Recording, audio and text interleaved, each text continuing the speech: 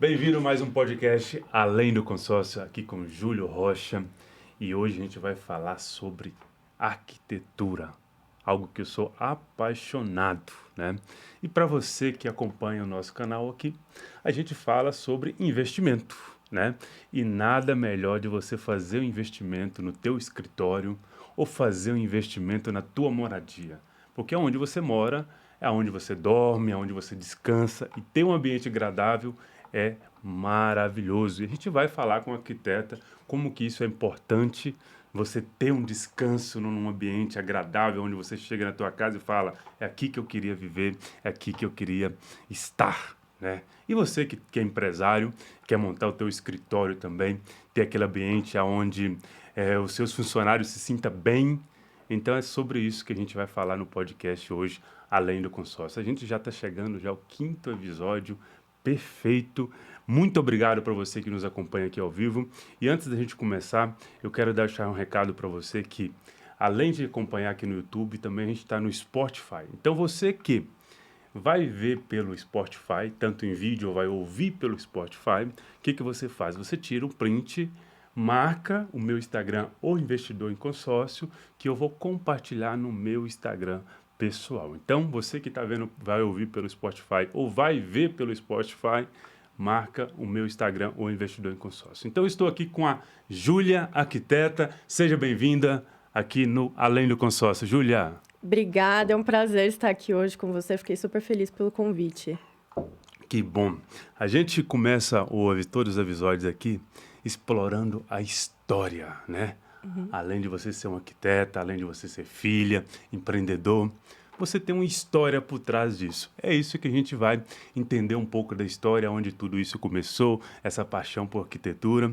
E é isso que a gente vai trazer um pouco aqui para as pessoas, como é que é seu posicionamento no trabalho. Júlia, para a gente começar já com chave de ouro, tá? Você é de que estado no Brasil? Eu sou de São Paulo. São Paulo. Você nasceu aqui em São Paulo? Nasci em São Paulo, estava morando em Guarulhos e agora moro em São Paulo mesmo, capital. Tua família também é de São Paulo? Minha família é de São Paulo, mas agora tá todo mundo em Guarulhos. Todo mundo em Então Guarulhos. só eu tô em São Paulo. Guarulhos é a grande São Paulo, na verdade, Sim, né? Assim, eu entendo que o paulista em si, normalmente, tem várias cidades próximas aqui da capital, né, de São Paulo, né, que as pessoas falam assim, tudo isso é São Paulo, né, que é São Bernardo, Guarulhos e Santo André, tudo isso junta uma conjunção e todo mundo vem trabalhar aqui em São Paulo, na maioria das vezes, sim. que pega esse trânsito, pega todo esse movimento, né? Como que foi para você, né? Nascer em São Paulo, depois ir para Guarulhos e hoje tu vive em São Paulo. Como que foi essa transição para você? Então, eu me mudei de São Paulo para Guarulhos quando eu tinha 10 anos. Então, assim, eu senti uma transição, mas foi uma transição mais leve. Quando eu comecei a trabalhar, fazer faculdade, eu comecei a fazer tudo isso em São Paulo. Morava em Guarulhos, mas trabalhava em São Exatamente. Paulo. E aí eu comecei a sentir demais essa questão do deslocamento, que realmente, assim, a gente acha que é tudo São Paulo ali, né? Porque está dentro da grande São Paulo, mas fazia muita diferença. Então, meu sonho era realmente voltar para São Paulo e morar na capital, né? Até por questão de acessos, etc. Então, acho que Guarulhos é uma cidade excelente para morar, mas se você trabalha em São Paulo, fica um pouquinho difícil. Ah, sim. Eu tenho uma história com São Paulo, Júlia, que é o seguinte: eu sou mineiro, né? Eu tenho orgulho de falar para todo mundo que eu sou mineiro. Só que eu vim para Campinas, que é o interior de São Paulo, quando eu tinha 13 anos de idade. E um dos lugares que eu falava, nunca vou morar em São Paulo, porque eu tinha pavor de tudo aqui em São Paulo, né? Porque é uma cidade que nunca para, não tem tranquilidade. E agora, né, faz um ano que eu estou morando aqui em São Paulo, e eu vi que é uma cidade que tem uma diversidade incrível, Sim. né? Dá para você, né, como empreendedor, escolher o momento que você vai pegar o metrô lotado, né? Dá para você escolher o momento que tu vai no restaurante que está cheio, se você tem essa liberdade, né? Como que é, né? No seu caso, você vem mais de São Paulo, mais para entender mais seu profissionalismo, que tu enxerga que é o melhor momento para isso, mas como que tu vê essa rotina de São Paulo em relação a uma cidade mais pequena que é Guarulhos? No meu caso, por exemplo, Campinas, lá a gente tem mais de 3 milhões de habitantes, e não está muito diferente de São Paulo, não. É bem mais ou menos parecido. Como que é essa diferença de Guarulhos para São Paulo em relação a esse movimento? Então, em Guarulhos, tudo é muito fácil de você chegar se você tá de carro.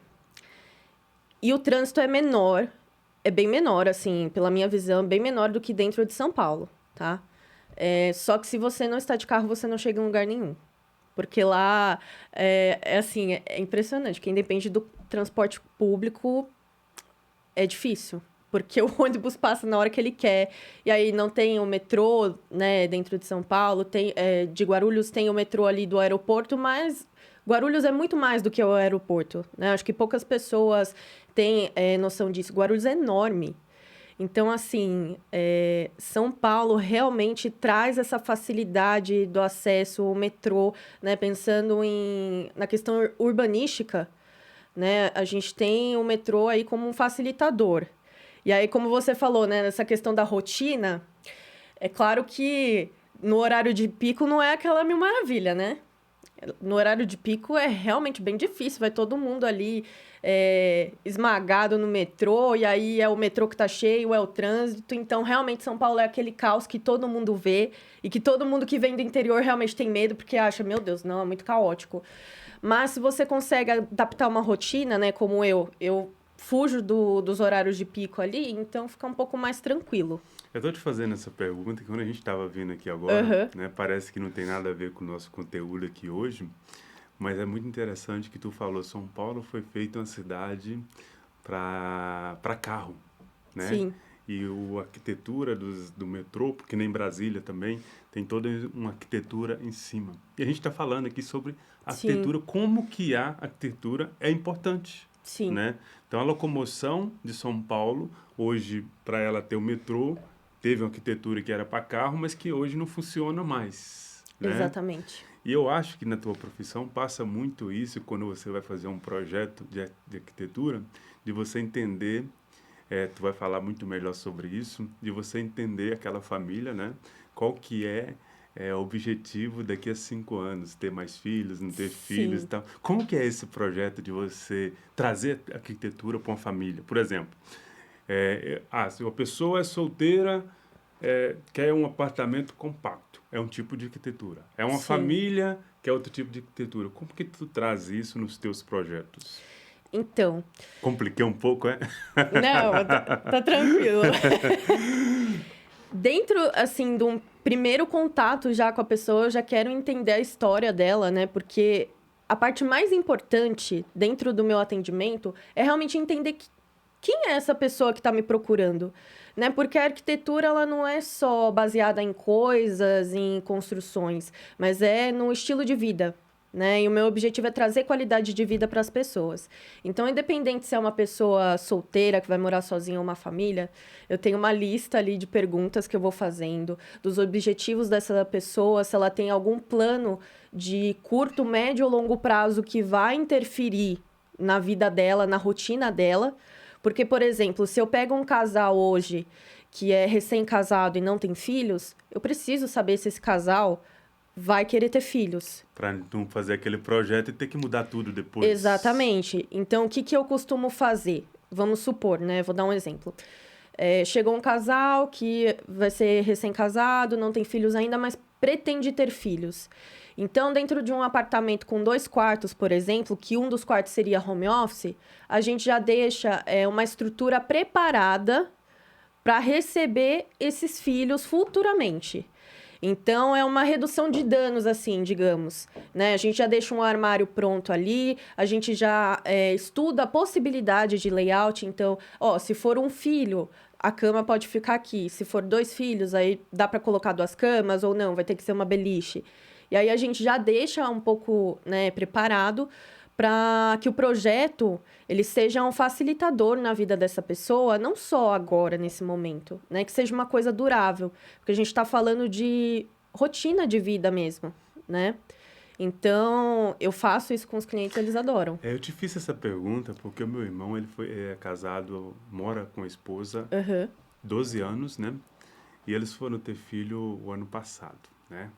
Eles moravam no mesmo apartamento e lá no apartamento do meu irmão eu tinha um quarto de visita, né? Era onde eu dormia. E aí agora virou o quarto da Emanuele, minha sobrinha, né?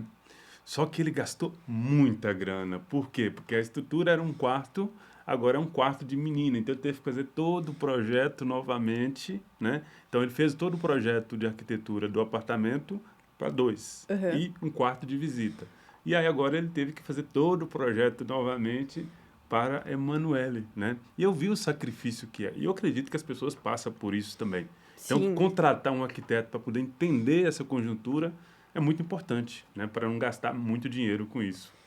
Eu acho que faz parte um pouco do que você falou aqui, né? Do que traz aqui, Com certeza. De entender isso.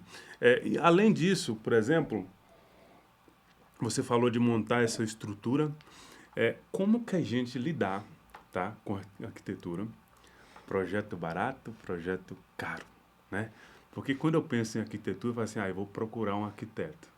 Tá, mas como que eu vou pagar um arquiteto, né? Será que isso é acessível para o meu bolso? Não é?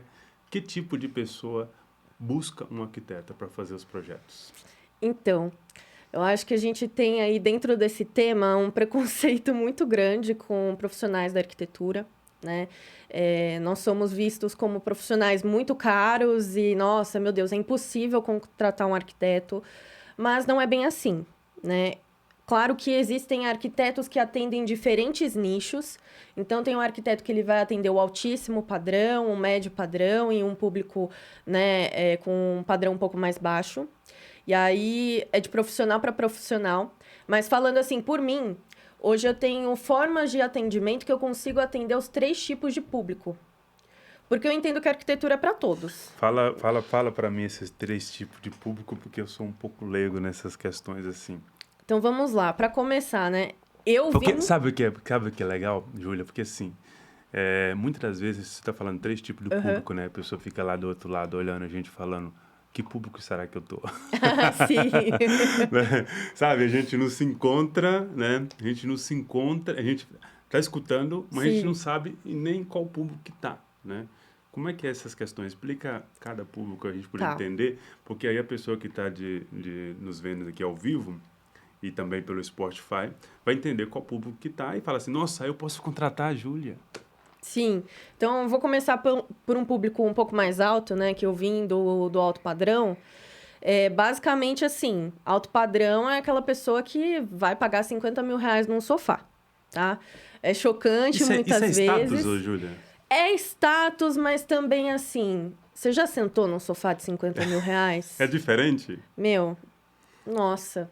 Eu deitei esses dias num colchão de 60 mil reais. Parecia que eu tava deitada no céu. É outro nível, tipo... É outro nível, assim, realmente eu não vou dizer assim, nossa, aquilo ali realmente custa 50 mil reais, 60 mil reais para fazer.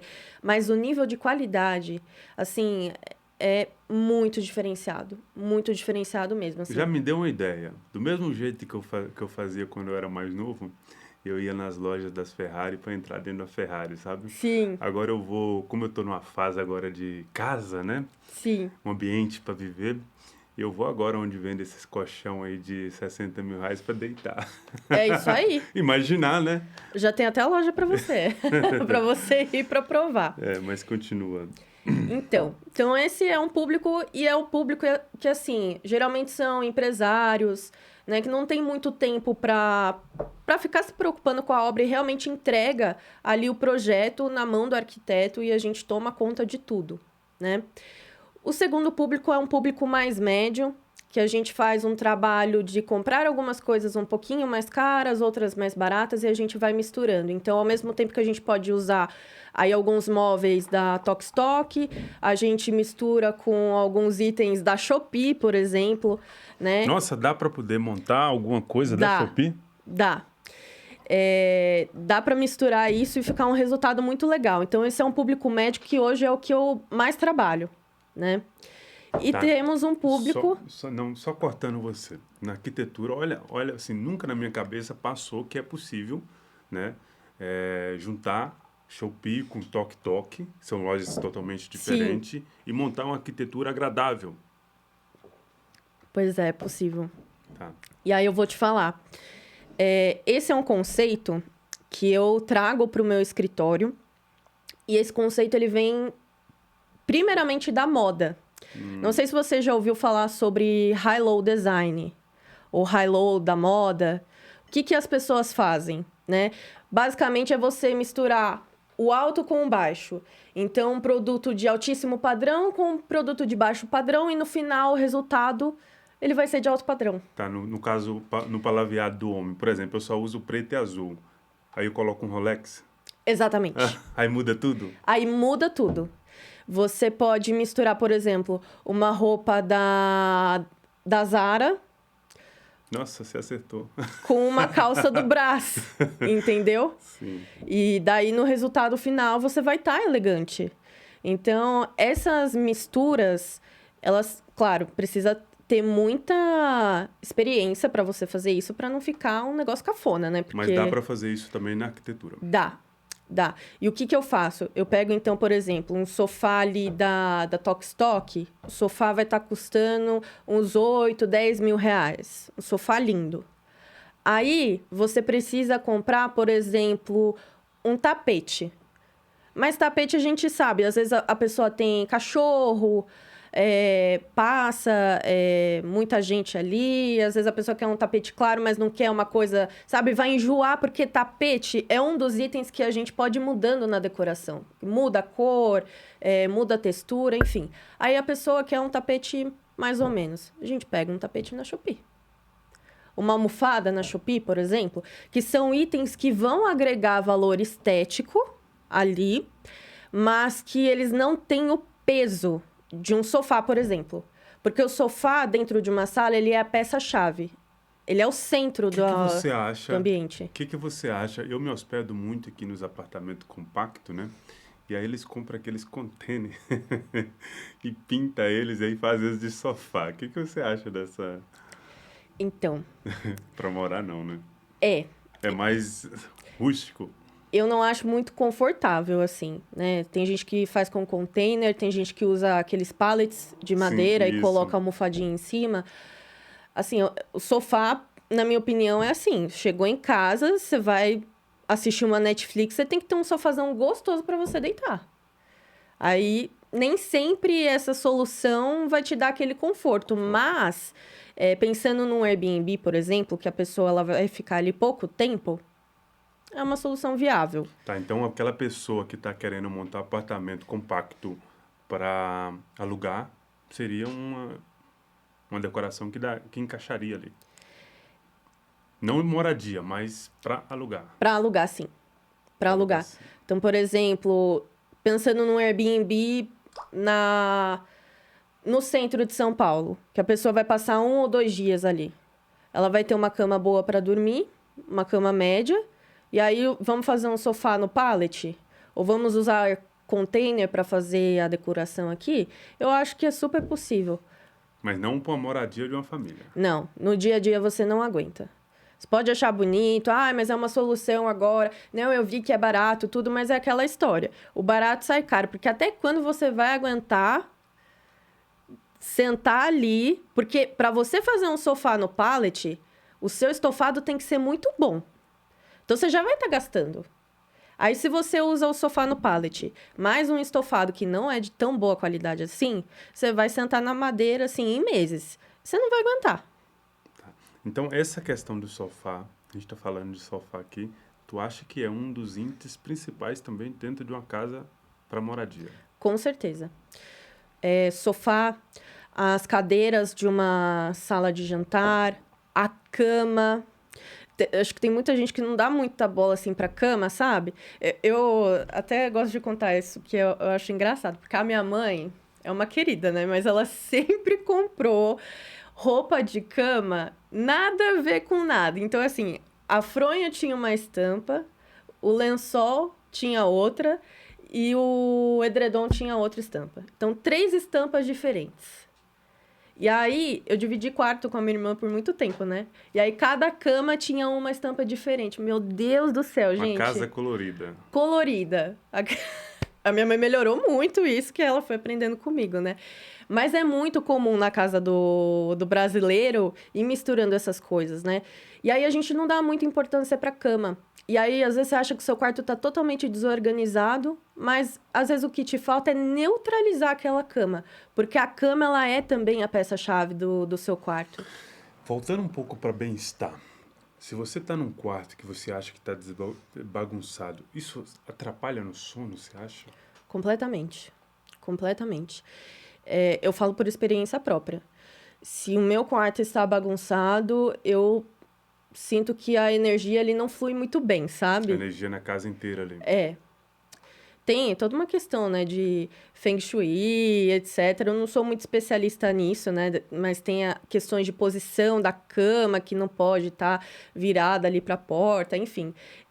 N situações.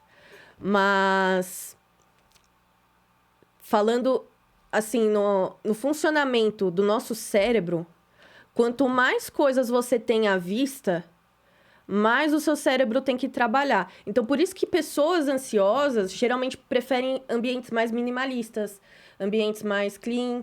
Eu, por exemplo, eu sou muito ansiosa, então eu gosto de enfiar tudo no guarda-roupa. Ah, por fora tá tudo lindo, no guarda-roupa tá despencando? Sim, mas eu não estou vendo. Eu tenho muito cliente que é assim.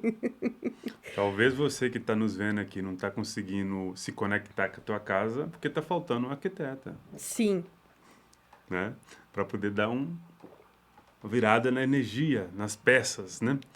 Tem muita coisa, por exemplo, a minha tia, por exemplo, o que ela fazia muito? Ela sempre trocava as coisas de lugar, né? Isso para poder conectar ali. Troca cama, troca guarda-roupa, ficava mexendo em tudo. Isso é um pouco de arquitetura para ver se encontra ou... Sim. O que acontece? Né? Dentro de um atendimento comigo, por exemplo, eu faço ali essas opções de disposição dos móveis em planta. Mas, como o exemplo que você citou, a pessoa ali não sabe fazer a planta, né? Então, ela vai testando ali opções de layout. Isso é muito natural, eu acho que é muito legal das pessoas fazerem, porque a disposição dos móveis, ela pode mudar completamente a forma com que você enxerga e vive o ambiente. Tá, então você monta, por exemplo, um projeto de arquitetura para um apartamento ou para uma casa e aí você dá várias opções que pode ficar esses móveis, para não ficar a mesma cara, é isso que eu entendi ou... É, mais ou menos isso. Então, por exemplo, vamos pensar numa cozinha integrada com uma sala, né? E sala de jantar. Eu dou pelo menos 3 opções ali para o meu cliente, porque eu quero entender o dia a dia dele, como que a gente pode trabalhar essa circulação e principalmente espaços de armazenamento. Então, uma das opções, por exemplo, eu vou fazer uma ilha integrada, né, fazendo a integração entre esses ambientes. Em outra opção, eu vou colocar uma mesa de jantar com um canto alemão, por exemplo. Aí, na outra, eu vou fazer a ilha parecendo uma mesa de jantar mesmo, já vira ilha e mesa. Na outra opção, eu vou fazer com banqueta, entendeu? Aí, o sofá vai virado para um lado, o sofá vai virado para o outro. Então, várias opções ali para a gente ver como que a circulação fica mais fluida no dia a dia. Então, por exemplo, o que eu pergunto para o cliente? Quando você chega do seu trabalho, qual a primeira coisa que você faz? Vai pro sofá, pega uma pipoca. Então, eu tenho um cliente que ele falou, não, a primeira coisa quando eu faço, quando eu chego em casa, é tirar o meu sapato. Então, na entrada da casa, se a entrada dele já está integrada ali com a cozinha, né? Porque nos apartamentos de hoje já é assim, você já entra na cozinha. Eu preciso colocar um banquinho, algum item ali para ele guardar o sapato dele. Aí depois, para onde que ele vai? Ah, eu vou para a cozinha e vou lavar minhas mãos. E aí você vai fazendo esse trajeto com o cliente para você entender como funciona a circulação ali dele dentro da casa. Sabe? Para ficar uma coisa bem fluida. Leve dentro do próprio ambiente dele ali. Isso, exatamente. Eu vi que você não foge das perguntas, né? Sobre arquitetura, eu vejo que você tem uma paixão por isso. Aonde começou essa paixão que você tem por arquitetura, Júlia? Então, Minha mãe, novamente, participando da minha vida. Teve um dia que eu estava em casa, tranquila, e minha mãe falou assim, não, por que você não faz aqui um técnico na ETEC? Isso eu tinha 16 anos. Faz um design de interiores. Eu falei assim, ai, mãe, eu sou boa em exatas, o que será que eu posso fazer? Ela, não, vai no design de interiores, tem tudo a ver. Gente, não tinha nada a ver. Quando eu cheguei lá no curso, era só desenho. Eu entrei em desespero. Era desenho de observação, umas coisas assim que eu nem sabia que eu tinha capacidade para fazer aquilo. E aí, dentro do curso da ETEC, eu fui desenvolvendo esse lado criativo e eu percebi o quanto que aquilo era legal, o quanto que aquilo me desafiava, sabe? E o curso da ETEC, ele é quase uma faculdade. Vou falar para você, é bem puxado. Então, assim, no último semestre de curso, a gente tinha que apresentar um projeto de interiores mesmo, completo, né? Com todo o projeto executivo, tal. Mais ou menos o que eu já faço hoje, só que de uma forma um pouco mais simplificada, que é só voltado a interiores. E ali, eu já peguei um pouquinho do que seria fazer arquitetura. Eu já entendi que não seria fácil, que seria corrido, que demandaria um pouco, assim, de noite sem dormir, né, dentro da faculdade. Mas eu me apaixonei por aquilo porque eu estava pegando um ambiente e transformando. Então, essa criatividade, ela me chamou muito, né? Uma opção para mim, como eu gostava muito de exatas, era fazer engenharia civil. Só que como eu percebi que eu tinha uma certa aptidão para desenho, e eu me senti tão desafiada, eu falei, não, eu quero mais disso. Porque eu sou uma pessoa que eu não vou pelo caminho fácil, eu gosto do desafio. E aí eu fui fazer arquitetura. E dentro da faculdade, assim, eu me apaixonei por diversos temas. História da arquitetura, a parte de projeto em si. Sempre gostei muito de fazer projetos mais para o setor cultural. Então, Sesc, Centro Cultural, museu, né? Só que eu já tinha interiores. E quando eu comecei a trabalhar, né, dentro ali da faculdade ainda, fazendo estágio, eu fui estagiar trabalhando com interiores. E aí eu só confirmei mesmo que eu amava interiores. Porque a arquitetura é uma profissão que ela entra no hall de algumas profissões, né? Uhum. Como assim, Júlio? Por exemplo, a medicina, né? Doutor, advogado, né? Pelo menos onde a gente nasceu lá, e nutricionista e tal. E aí a arquitetura entra naquele hall assim. Olha, calma, Google. E aí o que acontece? Quando se fala de arquitetura, se pensa, um arquiteto vai fazer um projeto grande, né? E tira um pouco do nosso dia a dia, Sim. né? De a pessoa que vai contratar um arquiteto para poder fazer seu apartamento, para poder fazer sua casa. Ah, não, vou contratar ali vou ali nas Casas Bahia comprar um móvel. Eu vou na Magazine Luiza e comprar uns móveis, que é Sim. muito mais fácil, porque deixa aquela questão, um arquiteto não dá para poder contratar, né? E aí vendo a tua história, né, a paixão que tu tem para arquitetura e trazendo a arquitetura para aqueles 3 pontos que você colocou Uhum. aqui, eu vejo que todo mundo consegue, né, encaixar uma arquitetura na tua casa, né? Como que é essa mudança de paradigma das pessoas? Porque eu acho que você lidar muito bem com esse paradigma, porque na minha cabeça arquiteto é só para rico. Eu Sim. acredito também que na maioria da cabeça das pessoas também é. Como que a Júlia se encaixa nesse processo de trazer arquitetura para todo mundo na sociedade? Então, é um trabalho assim de formiguinha. Para chegar, né, para ter uma abertura da pessoa ali, para ela entender que, nossa, é possível, é preciso muito posicionamento, muita conversa, assim, você mostrar e ter uma linguagem acessível, né, com o público para conseguir realmente alcançar essas pessoas e fazer com que elas entendam que sim, arquiteto pode ser para todo mundo, né? Inclusive, eu não sei se você sabe, mas tem um programa do governo que, dependendo da renda da pessoa, ela tem direito ao arquiteto, né? Então, poucas pessoas sabem disso, Para poder mas fazer o projeto. exatamente. Só que hoje, né, a construção do Brasil, né, a maioria da construção no Brasil é autoconstrução, em torno aí de 70%, né? Então, existe um certo preconceito, sim, com arquiteto, mas eu entendo. Eu entendo porque hoje, vivendo a vida que eu estou vivendo, indo nos eventos de arquitetura, gente, ó, eu não acho normal você comprar um sofá de mais de 100 mil reais. Assim, dentro de onde eu vim, sabe? Mas acontece, realmente. Se você vive ali no aperto tal, e você tem as suas contas básicas para pagar e já é difícil, óbvio que o arquiteto ele vai ser um luxo.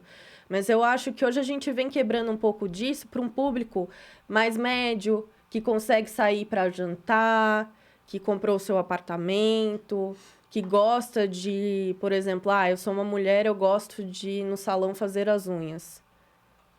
Tá. Você vem entre dois paradigmas, na verdade. Primeiro, entender que um arquiteto é para tudo. E agora entender também as pessoas trabalham com a tecnologia a seu favor. Né? Não preciso de um arquiteto porque eu jogo aqui na IA e a IA faz esse projeto. E como lidar com isso também, com essa tecnologia, desses projetos de IA? Né? Que não tem um olho humano, porque assim, a arquiteta tem um olho humano ali, tem uma coisa, né? E a IA não consegue entregar isso. Como lidar também com essa tecnologia? Aquele cliente que fala assim, não, eu já joguei aqui, já tem um projeto já. Como lidar com isso? É complicado. Mas assim, eu sempre falo pro meu cliente, arquiteto bom é arquiteto que veio de obra. Porque você pode ter um projeto que ele é lindo. Fazer projeto lindo é a coisa mais fácil do mundo. Agora, você fazer um projeto funcional e executável é extremamente difícil e você tem que ter muita experiência, você tem que saber o que você está fazendo. Então, assim, o ChatGPT me deu ali um projeto maravilhoso para minha cozinha. Tá bom, mas será que ele está aproveitando já o ponto de gás existente? Como que é a hidráulica ali? Tem ponto de tomada para ligar o forno, para ligar o cooktop? Como você vai resolver isso? Vou chamar um eletricista. Né? E aí você vai chamando fornecedor, prestador de serviço e tudo. No final, assim, já virou uma lista quilométrica de pessoas trabalhando dentro ali da sua reforma, sendo que você poderia ter escolhido o arquiteto justamente para fazer o projeto, porque o projeto ele é a estratégia do negócio ali. Né? Ele é a estratégia. Então, eu vou reformar a cozinha, tá bom, quero gastar o mínimo possível. Aí as pessoas se enganam, né? Elas falam, não vou gastar com arquiteto porque não dá. Não vou pagar, sei lá, 3 mil reais para fazer um projeto aqui da minha cozinha. Aí ele vai contratando. Contrato pedreiro, contrato eletricista, o gesseiro, aí vem o marceneiro, e aí vira aquele fuzuê. Cada um com um projeto diferente. Exatamente. E ainda tem não se encaixa. Exatamente. E aí, gente, por isso que eu falo que arquiteto bom é arquiteto que veio de obra.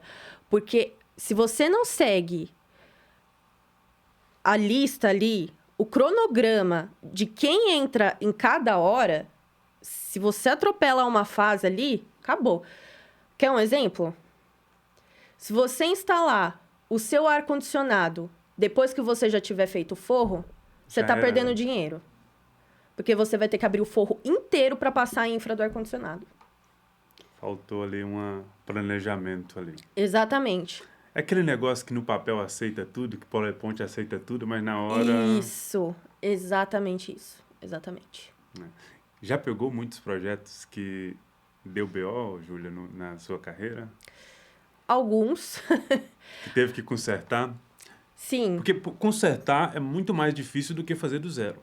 Eu Com vejo certeza. Na maioria das vezes, né, na área da construção civil. Se você começa do zero, você consegue economizar. Se você tem que consertar, muitas vezes fica mais caro do que fazer do zero. Exatamente. Já teve muito cliente que me procurou para fazer isso, mas como não é assim o meu foco, né? Eu sei a dor de cabeça que eu acabo me retirando assim. Mas eu já tive uma situação muito engraçada de uma cliente que me procurou para reformar um banheiro, que ela já tinha feito um projeto com outra arquiteta e não saiu nada conforme ela esperava ali. Então, a gente refez um projeto, né? Escutando a cliente, vendo o que ela ia gostar. E aí, ela criou, assim, até um certo receio em contratar uma nova profissional. E aí, a gente conseguiu quebrar esse medo dela, né? E isso que ela já tinha contratado uma profissional. né? Agora, você imagina a pessoa que não contrata profissional e vai fazer sozinho e joga na mão do pedreiro. Aí todo mundo fala que, nossa, gasta demais com obra, que obra só dá dor de cabeça, porque obra é horrível. Gente, obra não é fácil. Não é fácil. Mas o arquiteto, ele entra como facilitador.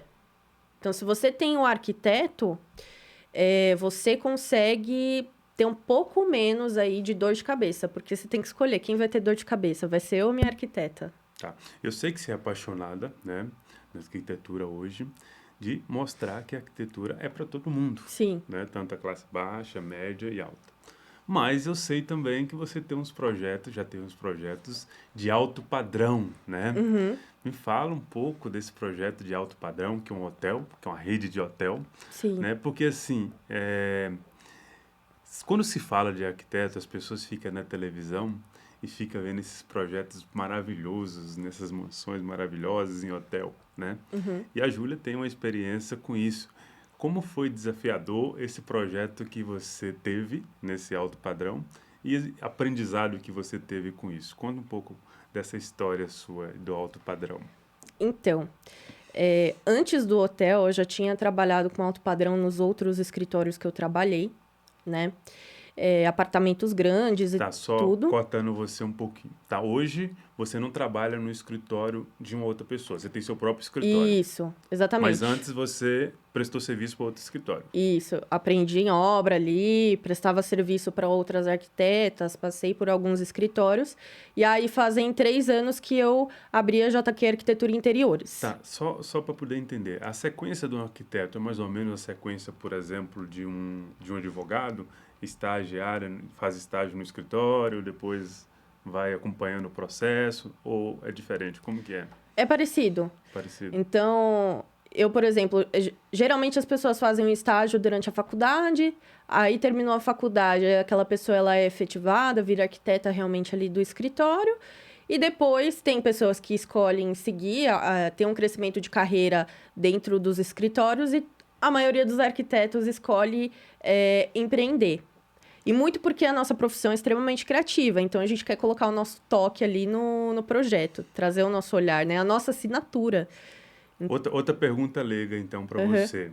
Tem um regulamento, uma instituição que regulamenta os arquitetos, que nem a OAB, assim? Não. Tem o CAL, que é o Conselho de Arquitetura e Urbanismo. Ah, então, você precisa estar registrada. Regulamentado, assim, que nem um contador, que nem um advogado na OAB e tal. Isso. Igual o psicólogo que tem o CRP, o farmacêutico com o CRF, o médico com o CRM, a gente tem o nosso código do CAL, né? Então, para começar uma obra, por exemplo, eu preciso emitir uma documentação me responsabilizando por aquela obra.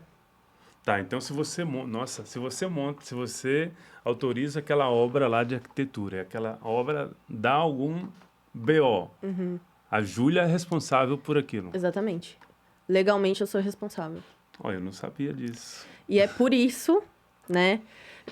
Esse é um tema muito interessante, porque as pessoas às vezes chegam lá no meu WhatsApp, você emite RRT? Que é o Registro de Responsabilidade Técnica sobre a Obra. Falo, eu emito, desde que eu acompanhe a obra, porque eu não vou me responsabilizar por uma obra em que eu não estou acompanhando. Porque depois cai o tijolo na cabeça do pedreiro, a culpa é minha. Né? Tem um incêndio ali, a culpa é minha porque eu não acompanhei. Então, a arquiteta tem uma responsabilidade igual o engenheiro da obra também. Sim. Só que depende, porque tem algumas formas de você se responsabilizar. Então, você pode se responsabilizar só pelo projeto e você pode se responsabilizar também pela execução. E aí, geralmente, a gente passa a responsabilidade da execução para o engenheiro. Mas eu também posso ser responsável pela obra.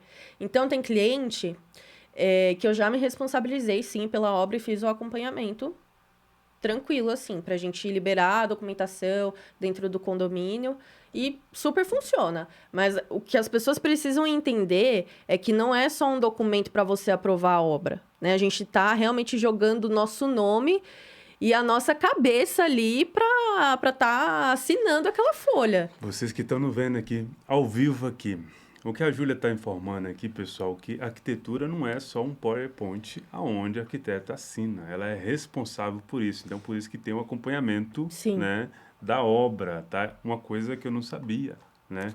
Que é importantíssimo, porque as pessoas fazem o PowerPoint lá do projeto e quer que o arquiteto assina como se fosse, então vai deixar tocar. Não, tem um conceito por trás disso para poder tocar. Mas voltando lá no teu projeto lá, que a gente entrou nessa questão da legalidade da arquitetura, Sim. mas eu queria saber um pouco desse projeto que você teve antes do hotel e também no hotel que você acompanhou de perto. Então, dos projetos antes do hotel, né, sempre foram residenciais de alto padrão, né? E depois, antes do hotel, ainda peguei uma farmácia de manipulação, fiz ali a recepção, a fachada, justamente para elevar o nível da farmácia. E aí surgiu o projeto do hotel, que na verdade foi uma implantação, tá? E o que é implantação? Já existia um projeto de outra arquiteta para o hotel. O hotel é o Radisson Red do Ibirapuera. É uma rede de hotel, né? Isso, é uma rede internacional. Já existia um projeto. Só que qual que era a fase que eles estavam? A fase de obra. Então, a gente precisa implantar esse projeto, fazer isso acontecer para inaugurar. Então, o que eu recebi lá? O projeto e uma arquitetura extremamente crua. Então, o hotel ele tava só a carcaça. Tava piso, a parede, tava o forro, tinha algumas luminárias, tinha parte que não tinha. E eu tinha que fazer aquele projeto da outra arquiteta se tornar realidade. Então, já tinha um projeto lá já. Isso, essa era a premissa. Só que no meio do caminho, né, como nós... foi montada uma equipe que tinha arquiteta, design de interiores, aí tinha engenheiro. Então, assim, e o investidor é um cara extremamente detalhista. O tanto que eu aprendi com ele, a gente fazia reunião toda quarta-feira. Em toda reunião, a gente pensava em cada detalhe da experiência do usuário. E isso nos levou a fazer algumas alterações ali de projeto. Então, acabou que o projeto assinado pela outra arquiteta perdeu um pouco da identidade, porque a gente criou um novo projeto ali, né? Porque o projeto tinha sido feito em 2019. Então, de 2019 para cá... A população mudou. Já mudou bastante, né? Então, a gente mudou algumas coisas e foi muito desafiador esse hotel. Porque, assim, foram 8, 9 meses ali intensos de trabalho para inaugurar, com um prazo muito curto, né? Tendo que entregar uma qualidade muito alta, porque a rede do Radisson, ela é uma rede, assim, alto padrão, né? Essa questão de hotel é uma coisa muito interessante, que você vê algumas arquiteturas de hotel que já é antiga, mas ainda é renovada. Então, Sim. acredito que vocês implantou isso também lá, né? Exatamente. Só que o conceito do Red, né, que a gente chama assim carinhosamente, do Red, é uma pegada muito descolada. Muito descolada. Então, assim, é vermelho por todo o hotel. E aí, como usar esse vermelho de uma forma que não fique brega? Porque tem que ficar elegante. Mas, ao mesmo tempo, a gente tinha um briefing, né? De que era uma coisa irreverente. Então, existia um caderno conceito do que era o hotel e a gente foi trabalhando em cima disso, né? E a gente conseguiu trazer o vermelho de uma forma, assim, muito inteligente e muito legal, muito descolada, né? Então, assim, a marca do Red do Ibirapuera é a Lady Red, que é uma onça esculpida, foi esculpida pelo Rafael Brancatelli, um artista super querido. E é uma onça que ela tá na fachada, caminhando, e ela tá usando um fone de ouvido e um óculos escuro. Tá. Representa um pouco, tipo, juventude. Exatamente. Então, é a pegada do público do Red, né? Uma pegada um pouco mais descolada. Uma pegada mais colada é a geração 2000. É. Como que é isso? Assim, é um público, por exemplo, uma galera que vem passar uma temporada em São Paulo, vem trabalhar aqui, influencers, né? E aí tem várias programações dentro do hotel. Teve um evento que eles fizeram esses dias, que era uma yoga com vinho. E aí tinha um pavimento completamente corporativo também, né? Com espaço para auditório, tudo. Então, assim, uma infraestrutura é muito grande, só que com essa pegada diferente. Então, você não vai chegar lá naquele hotel e vai ser como qualquer outro que você vê. Tudo branquinho, com madeira, bege, ai, Como se diz, não confortável. é um hotel para mim simplesmente ir lá dormir, é um hotel mais É, você vai viver o hotel. viver o hotel. Exatamente. Tanto que lá na parte de cima, na cobertura, tem a piscina e tem o bar. Ah, sim. Então, tem mesa de pebolim para você aproveitar ali, tem uma academia. Então, é bem aquela coisa cool de São Tá, Paulo. talvez um hotel para mim hospedar com os amigos e Sim, curtir ali aquele ambiente ali despojado. exatamente. E aí vocês trouxeram isso na arquitetura do hotel. Sim. A gente teve um trabalho de escolher os quadros, né? Os quadros, eles são pontos extremamente importantes do hotel para trazer personalidade, porque é um hotel que ele tem personalidade. Tá. Você acha que dá para poder trazer esse tipo de ambiente para um apartamento? Com certeza, com certeza. Um apartamento despojado e tal? Sim. Tanto que, assim, dentro do hotel existem diversos tipos de quartos. E aí a gente tinha suítes maiores, né? Que tinha sala, quarto, banheiro e cozinha, que eram as suítes kitchens. Gente, é um apartamento ali, dá vontade de morar. Então, assim, dá pra ficar assim. A base do hotel é cinza, né? Falando assim agora de paleta de cores, com pontos de cor que trazem o red, né? E dá pra fazer isso com certeza, uma pegada assim mais descolada. Então dá pra trabalhar isso sim com certeza dentro de um apartamento, dá pra se inspirar. Tá, eu vejo que, por exemplo, quando tu pega algum projeto, as pessoas falam assim, eu quero essa cor aqui laranja, eu quero Aham, dessa cor, né? Como que tu chega, por exemplo, a pessoa fala que gosta da cor, mas ele não tem uma... É porque ele simplesmente gosta daquela cor, aham, né? Mas ele não tem, ele não entende as paletas de cores, uhum. né? Você passa por esse processo de explicar cada paleta de cor para a pessoa, para poder entender como é que se encaixa no apartamento, Então, ou isso é mais detalhista? Ah, não, se gosta disso, eu vou fazer assim, tá tudo bem. Como que é esse diálogo com o cliente? eu procuro entender o quão radical e disponível aquele cliente é para cor. Então, por exemplo, eu amo laranja. Tá, você ama laranja, mas você pintaria uma parede de laranja? Ou é demais para você?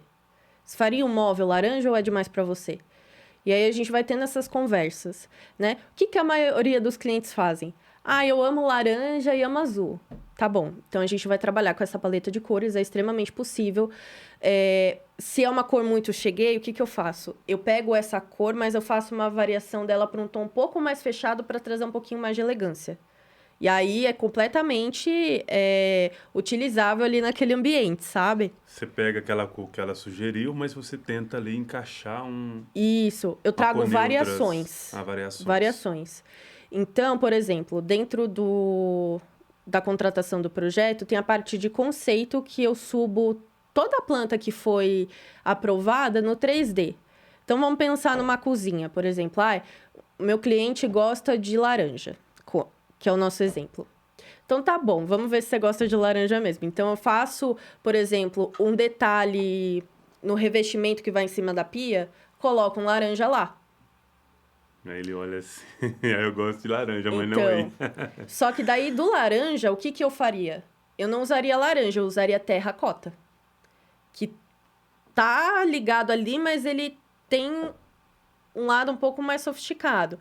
Aí a pessoa fala, não, mas eu gosto realmente de laranja. Então, peraí, a gente vai usar o laranja. Você vai comprar panela laranja, você vai comprar utensílios laranja e essas coisas menores que vão tirar um pouco desse peso. Mas eu realmente amo laranja e eu quero que fique estampado laranja. Então tá bom, a gente vai fazer o laranja. Você vai ficar feliz com o armário laranja? Vou. Então vai ser o armário laranja. Se a pessoa é resistente, não tem o que fazer. Porque a gente tá trabalhando com sonho. Então, se aquilo vai fazer a pessoa feliz, né? Por que eu vou querer colocar a pessoa numa caixinha do que é padrão, sabe? Porque os projetos que eu ofereço hoje, eles são projetos personalizados. Então, eu quero trazer a essência do cliente.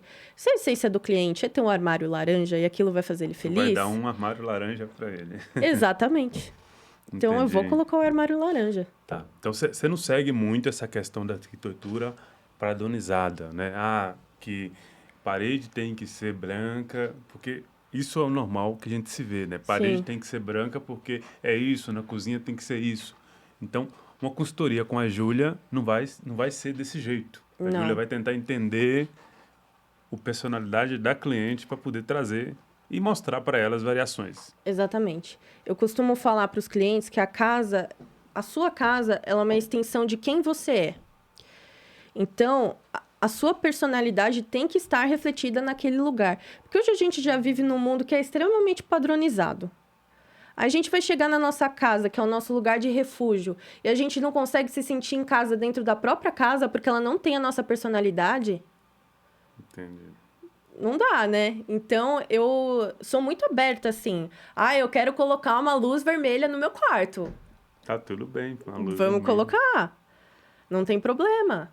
É isso que vai te fazer feliz, sabe? Então, por isso que é importante entender a história do cliente também, né? E ter um atendimento sem julgamento. Porque tem gente que vai, nossa, mas isso daqui é horrível. Eu já vi profissional fazer. Não, porque isso é muito brega, muito cafona, muito. Não, Mas jamais. mas aí ele tá pondo o gosto dele na Sim, obra, na obra da outra pessoa. Porque exatamente. talvez é horrível para ele, mas para outra pessoa é lindo, Sim. né? Eu, por exemplo, eu acho lindo aqueles quartos de bebê de menina cor-de-rosa. Eu acho aquilo muito chique. Eu acho que nunca vai sair de moda, entendeu? Aham. Sabe? E aí, se é um menino, um quarto azul, Aham. tal, para mim vai ficar sempre na Sim. moda. Mas tem gente que não gosta, não, prefere preto, prefere vermelho, tá tudo bem. Sim. É o gosto. Um verde. Eu tenho os meus gostos assim, né? Eu não vou falar pra você que eu faço um projeto sem colocar a minha identidade, porque eu coloco. Eu tenho o meu olhar, só que eu pego o meu olhar e o olhar do cliente, e o centro da situação ali é o meu cliente. Eu não vou impor a minha vontade em cima da vontade do cliente. Ô, Júlia, só para eu vejo que você é uma pessoa muito observadora, né? Aham. E acho que tudo se conecta. Só de você olhar as redes sociais do cliente, por exemplo, dá para se imaginar mais ou menos que tipo de casa que ela imagina, Dá. assim, então, Dá sim. né? Dá. Dá, com certeza. Que você já consegue conectar ali, né? O Sim. vestimento e tal. Só de olhar, às vezes, para a pessoa e ter uma conversa com ela rápida, eu já consigo identificar alguns gostos que ela pode ter. E aí, por exemplo, dentro de um primeiro atendimento, eu faço uma reunião rápida de 30 minutos por Google Meet. Converso com essa pessoa, ela me fala um pouco do que ela gosta, eu já sei mais ou menos que caminho seguir. Só que eu não vou ali com os dois pés no peito da Com certeza certeza e tal. que realmente é aquilo. Então, por isso que existem etapas, né? Não é bagunçado, existe uma metodologia no projeto para que a gente consiga realmente alcançar o resultado que o cliente vai ficar 100% feliz. Então, dentro de uma primeira apresentação, eu vou apresentar várias referências. Várias referências. Eu vou mostrar um quarto branco, um quarto um pouco mais amadeirado, um quarto com um pouco mais de cor e tudo. E aí eu vou perguntando: e aí, o que você gostou nessa imagem? Ah, eu gostei da iluminação desse quarto. Então, eu já consigo entender mais ou menos que tipo de iluminação que a pessoa gosta. E aí a pessoa vai escolhendo imagens que ela não percebe que tem um padrão, mas eu já consigo identificar aquele padrão do gosto dela. Então, é um trabalho, assim, construído e não existe um projeto que vá atender 100% a expectativa do cliente sem a participação desse cliente. O cliente, ele participa do começo ao fim. Do começo ao fim. E se o cliente quer mudar alguma coisa, vamos mudar. Então, a gente vai conversar. Às vezes, o cliente pede para mudar uma coisa que, assim, realmente não tem cabimento, não tem como, não vai ser funcional. Mas eu explico, ó, vamos seguir por esse lado que é melhor. Ainda essa questão do cliente, porque assim, muitas vezes a gente vê as coisas na internet hoje, ou na televisão, e fala, eu Aham. queria um quarto desse jeito, eu queria uma protona Claro, não dá para poder comprar aquela protona lá que talvez ela custa 100 mil e Sim. tal. Mas há como você trazer algo parecido no perfil do cliente financeiramente? Tem, tem. Hoje a gente tem, assim, no mercado a gente tem muitas réplicas. Não acho legal ficar usando réplica, tá? Mas tem itens parecidos. Então, por exemplo, eu gostei da poltrona tal. Tá bom. Então vamos entender o que você gostou da poltrona. A poltrona tem um pé de madeira, tem um pé de serralheria, preto. Qual que é o tecido da poltrona? É uma poltrona grande? É uma poltrona um pouco mais slim? Como que é essa poltrona? E aí a gente entende o conceito da poltrona, por exemplo. E aí eu vou trazer uma similar, né? Porque eu gosto de trazer similar, não a réplica daquela assinada, gente. Porque aí eu acho cafona. Aí eu acho que não dá. Você quer comprar um negócio assinado, você comprou assinado, entendeu? E aí eu trago algo parecido ali dentro da expectativa do cliente. E aí eu vou trazer, por exemplo, eu gostei dessa poltrona porque ela é super confortável. E o que é o conforto para ele? Uma poltrona que tenha braços para apoiar, que tenha uma estrutura na madeira, mas ao mesmo tempo um tecido claro, uma poltrona mais fofinha. Então, o importante é entender realmente a essência daquilo que o cliente está desejando. Porque a gente deseja coisa toda hora hoje, né? Sim. É muita informação. Então, assim, no Instagram toda hora você vê uma casa bonita, aí tem o Pinterest, aí tem a novela lá que você vê a casa da atriz e fala, nossa, que lindo, quero isso. E a todo momento a gente quer um monte de coisa, né? E aí, às vezes eu dou uma brecada no cliente, eu falo, então, vamos entender quem é você? Sua identidade. Exatamente. Porque as tendências, elas vão mudar o tempo inteiro. Você viu um negócio bonito hoje, amanhã já é feio. Já não tá mais em alta na moda.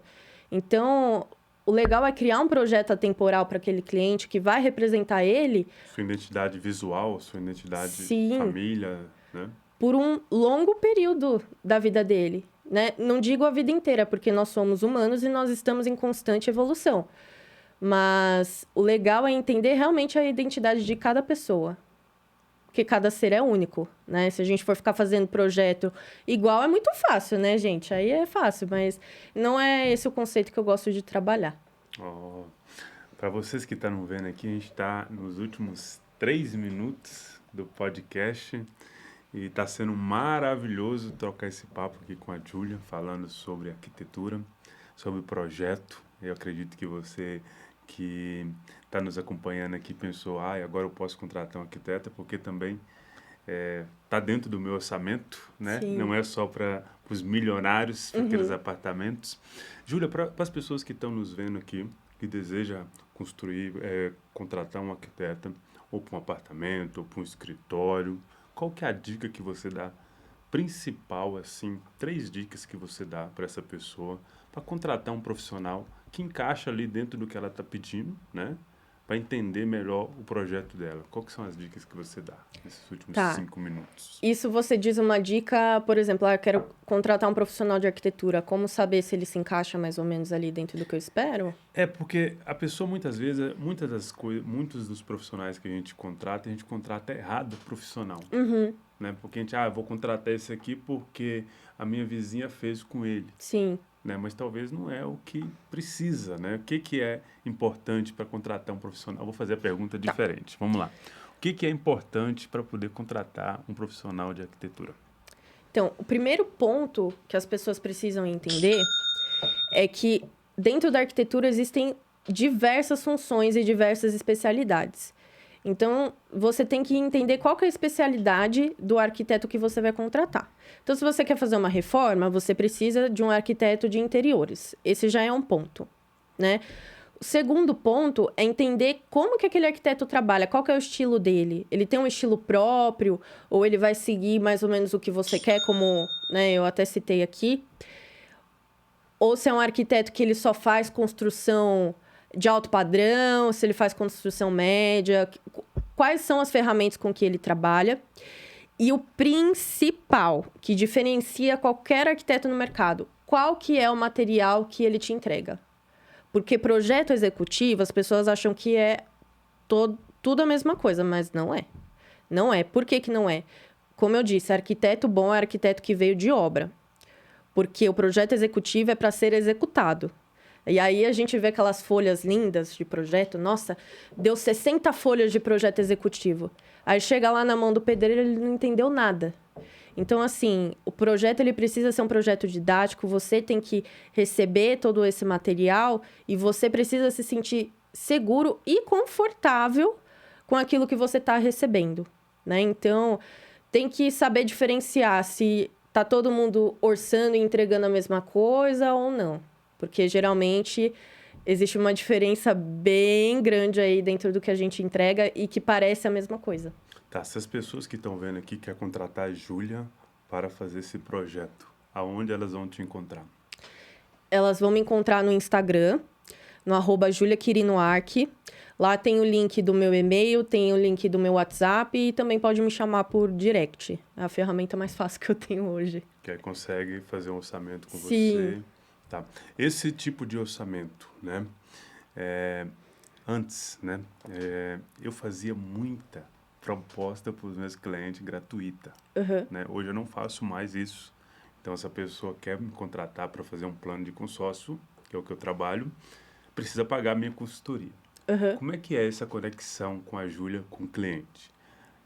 Você passa o orçamento, você faz a consultoria, como que é esse projeto? É gratuito, paga, como que é? Então, a primeira conversa ela é gratuita. E eu faço a proposta, passo todo o plano ali do que vai ser entregue, né? Então, a gente tem cliente que fica confortável só falando no WhatsApp, tem cliente que gosta de fazer a reunião. Então, vamos supor que eu estou fazendo a reunião de 30 minutos ali, inicial com o cliente para entender. Então, você vai me falar tudo o que você gosta, o que você quer colocar no seu apartamento. Essa reunião, ela é totalmente gratuita. E eu não mordo, tá, gente? Assim, os clientes ficam com medo, mas assim, é bem tranquilo. Então, eu faço essa reunião para entender realmente o que o cliente quer. E aí, eu monto a proposta. Montei a proposta, o cliente aprovou, e aí a gente sim vai seguindo os passos, né? Então, primeiro passo, vou formalizar o contrato, depois eu vou até o local para fazer a medição, aí depois a gente começa com os estudos, né, preliminares, então vou fazendo Tá. layout e aí vai rolando Essa o projeto. proposta não tem lá já uma arquitetura lá. Não, Isso é só depois que tu faz exatamente. o Só contrato. depois do contrato. Porque Inclusive... eu acredito que muitos clientes entram em contato com você e falam, manda para mim um projeto. Ah, essa daí é furada. Eu não caio mais nessa, não. Porque eu já trabalhei de graça, sabe? Eu já caí nisso. Então, agora sim, quer fazer o projeto? Então, vamos fazer. Tem 3 opções aqui, ver qual que cabe melhor no seu orçamento. Se precisa negociar, a gente negocia, a gente personaliza mais. Mas eu só começo o trabalho após o contrato assinado e o sinal de pagamento também. Tá, então não busque a Júlia para fazer projetos, tá? Né? É. Vamos, né, entender que é um profissional, Sim, há uma dedicação além disso, né? E é muito importante porque as pessoas entender que quando se tem um profissional que entende o seu valor, ele não fica distribuindo projetos por aí, né? sim. Porque isso aí não tem responsabilidade nenhuma, né, com o seu profissionalismo, né? As pessoas acreditam nisso, né? Ah, eu tenho um projeto aqui, só que tu tem um projeto agora, tu precisa executar esse projeto, Sim. né? E é muito importante que as pessoas entendam também, porque às vezes, a Júlia é arquiteta. Mas eu não sou a Júlia arquiteta, hoje eu sou uma empresa, né? Então, assim, dentro da minha empresa eu tenho as metodologias para estar seguindo e as etapas para que todo cliente tenha a mesma experiência. Então, eu não posso entregar um projeto já logo de cara para um cliente e para o outro eu não vou entregar. Entendeu? Então, a metodologia tem que ser igual para todo mundo, até por questão de segurança também, né? É uma coisa muito interessante que você falou, que a gente falou sobre cliente de baixo, falou de baixo padrão, médio padrão e alto padrão. Para você, é todos clientes. Todos os clientes. O tratamento é exatamente o mesmo. Segue esse mesmo padrão. Sim, vai tomar café lá no meu escritório, vai ter reunião comigo. No final do ano tem presente de Natal, tem lembrancinha de Natal para todo mundo, não tem exceção. Ninguém é VIP. Maravilha. Júlia, a gente está chegando ao final desse bate-papo aqui e eu queria agradecer, né, por ter vindo aqui no podcast. Além do Consórcio. Aqui a gente fala de investimento e o investimento na sua moradia é uma das coisas principais. Seu último recado para as pessoas que estão nos vendo aqui, para a gente poder finalizar esse podcast com chave de ouro, daquelas pessoas que tá ainda planejando agora 2026, tá? Contratar uma arquitetura, né? Qual que são os seus projetos para 2026, agora que a gente vai entrar aqui? Porque agora em 2025 já está acabando o ano, Sim, tá? Qual que são os seus projetos para 2026? você diz os projetos que eu Você vai quero. focar mais agora em Tá, 2026 na área da arquitetura. beleza. Os projetos que eu vou focar mais para 2026 são justamente esses de um público mais médio, né? Vou continuar atendendo os outros, mas eu quero focar justamente nos projetos de high-low. Esse conceito é um conceito muito legal. Então, eu quero trazer para vocês esse olhar, né, da mistura daquilo que é muito caro com aquilo que é barato, como que a gente une isso sem estourar o orçamento. Então, é uma coisa acessível, mas ao mesmo tempo é muito estratégica, né? E é um conceito diferenciado, mas que se a gente for ver, a gente vive fazendo isso no dia a dia, né? Só que a gente às vezes não admite. Às vezes você não quer admitir que você tá com uma blusa da Zara e uma calça do Brás. Mas esse é o objetivo. Então, eu quero ter um crescimento, assim, do escritório. Tenho outros projetos fora o escritório, né? Porque o empreendedorismo, quando ele bate na sua porta, não tem mais volta, que a gente estava falando, né? Então, tô criando aí uma segunda marca, fora a JQ Arquitetura e Interiores, mais voltadas para aromas, mas também voltado para esse bem-estar dentro de casa. Então, tudo está se conversando, assim. Maravilha. Então, para você que acabou de ver o nosso podcast aqui ao vivo e também no Spotify, não esquece de marcar a gente no podcast lá no Spotify. Tira um print. Estou aqui no Spotify vendo Além do Consórcio com a Júlia, arquiteta. E você que quer contratar um planejamento de arquitetura para 2026, a Júlia vai estar focando no projeto Hailu. High-low. Hailu. Se você não sabe exatamente o que é isso, que eu não sei, tá? Entre em contato no Instagram da Júlia, pergunta para ela, talvez ela pode fazer os seus planejamentos para o próximo 2026. Muito obrigado, até o próximo episódio.